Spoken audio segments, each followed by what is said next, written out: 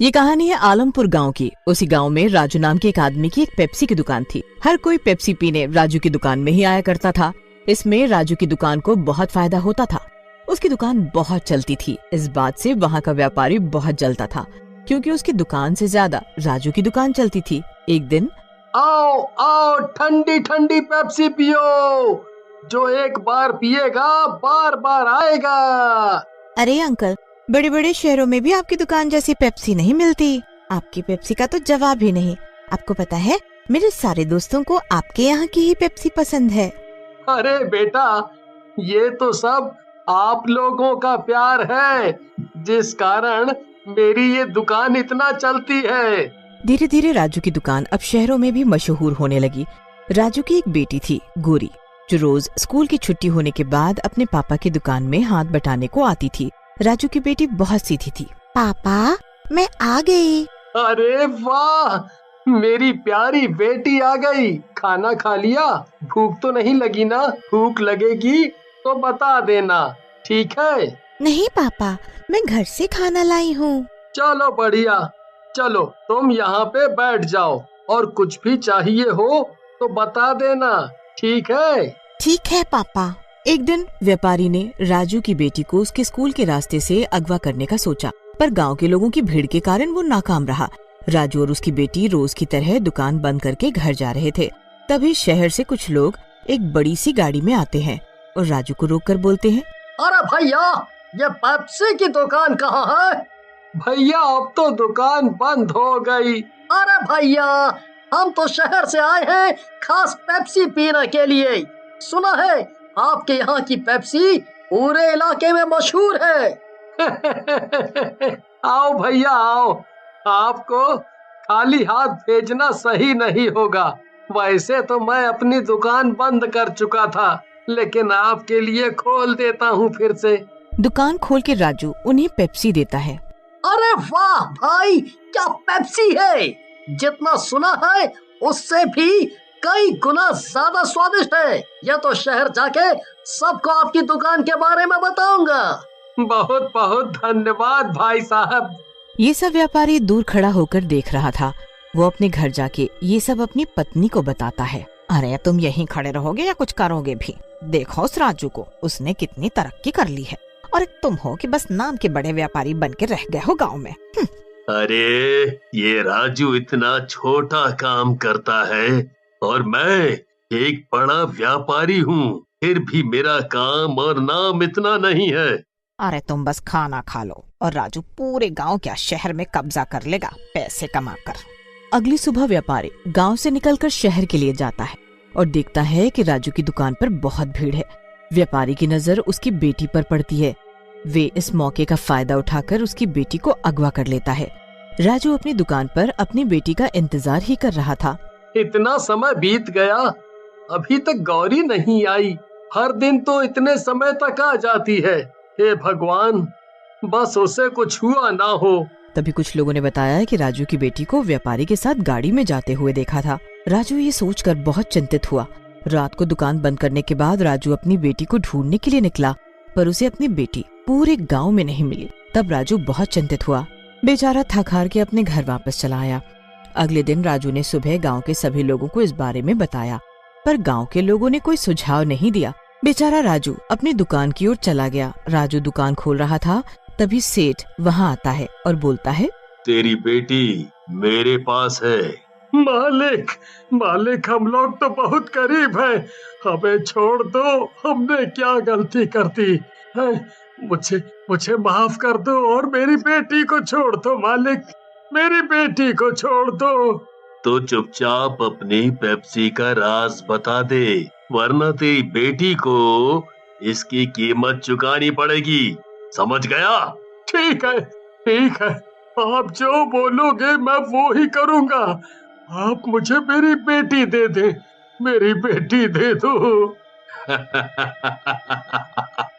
तो अपनी ये पेप्सी का राज मुझे बता दे। राजू बेचारा बेबस होकर उसे अपनी बेटी को बचाने के लिए सब बता देता है। व्यापारी वहाँ से चला जाता है।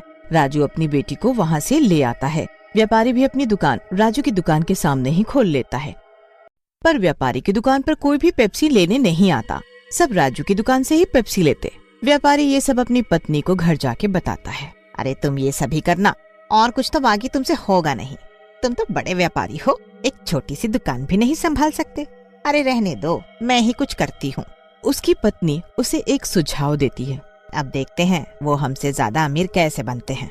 व्यापारी उसकी बात मानकर वही करने के लिए निकल जाता है।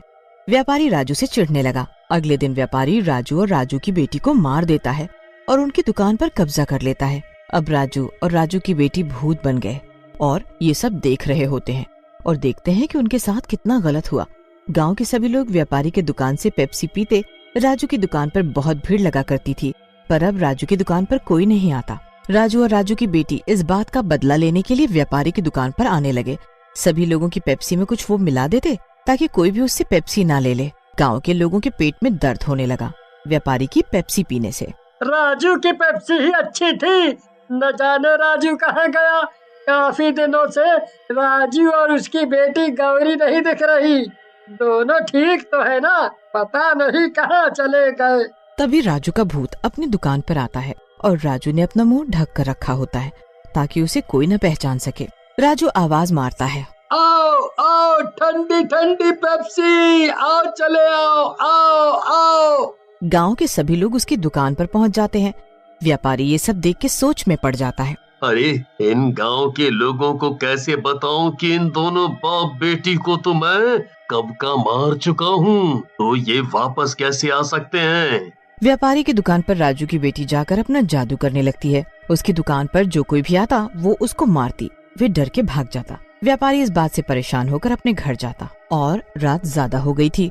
राजू और उसकी बेटी का भूत व्यापारी को डराने के लिए उसके आगे पीछे घूम घूम कर उसे डरा रहे थे। अरे अरे मुझे छोड़ दो राजू भैया, राजू राजू मुझे माफ कर दो। मुझे मेरी गलती सुधारने का एक मौका दीजिए राजू भैया, एक मौका दीजिए। हम भी ऐसे ही तड़प रहे थे, लेकिन तूने हमारी एक नहीं सुनी। तेरी दुश्मनी मुझसे थी ना, तेरी बेटी ने तेरा क्या बिगाड़ा था? बोल, तुझे तो मरना ही पड़ेगा। नहीं राजू भैया, मुझ पर दया करे, मुझे जाने दो राजू भैया, मुझे जाने दो। वो उसे बहुत मारता है और वो गिरते पड़ते अपने घर पहुंच जाता है। व्यापारी घर जाकर ये सब बात अपनी पत्नी को बताता है। अरे ये सब तो मैंने तुम्हारे कहने पर ही किया था, फिर अब मैं अकेले ही क्यों पिटूं? उसकी पत्नी सोने के लिए चली जाती है। राजू और उसकी बेटी ये सब सुन के व्यापारी को मारने के लिए आते हैं और उसे और मारते हैं। व्यापारी भूत भूत बोलकर चिल्ला रहा होता है, पर उसकी पत्नी नहीं सुनती। राजू की बेटी कहती है, सुनो पापा, ये इसकी पत्नी है, इसको भी मारते हैं। ये बोलकर उसकी बेटी उसकी पत्नी के कमरे में जाके उसे भी डराती है। उसकी पत्नी के कमरे में पेप्सी रखी होती है। राजू की बेटी पेप्सी उठाकर उसे सर पर मारती है। उसकी पत्नी बेड से नीचे गिर के जब होश में आती है तो देखती है पेप्सी वाला भूत उसकी बेटी उसके सामने खड़ी है। अरे बचाओ बचाओ, अरे कोई बचाओ बोलकर चिल्लाने लगती है। अगले दिन व्यापारी अपनी दुकान पर जाता है। आज भी राजू की दुकान पर भीड़ लगी थी। ये सब चलते चलते शाम हो गई। व्यापारी बहुत तंग आ गया और तंग आकर गांव के सभी लोगों को बताने लग गया कि ये राजू नहीं, ये पेप्सी वाला भूत है। व्यापारी राजू की बेटी का भूत देखकर डर जाता है। राजू की बेटी उसकी दुकान में खड़ी होकर उसे डरा रही होती है। अरे राजू, पेप्सी दे, बहुत दिन हो गए तेरे हाथ की पेप्सी पिए हुए। हाँ, ये लीजिए। वे राजू की तरफ देखता है। राजू अब शाम हो जाने की वजह से अपने असली रूप में आ जाता है। उधर राजू की बेटी भी अपने असली रूप में है, क्योंकि सूरज डूब जाने के कारण अब वो दोनों अपने असली रूप को नहीं छिपा सकते हैं। राजू अब व्यापारी की दुकान पर आता है और व्यापारी को उसके किए की सजा देता है। राजू और राजू की बेटी उसे मिलके मार देते हैं। अब उनका बदला पूरा हो गया है। वो दोनों मुक्त होकर अब वहाँ से चले जाते हैं।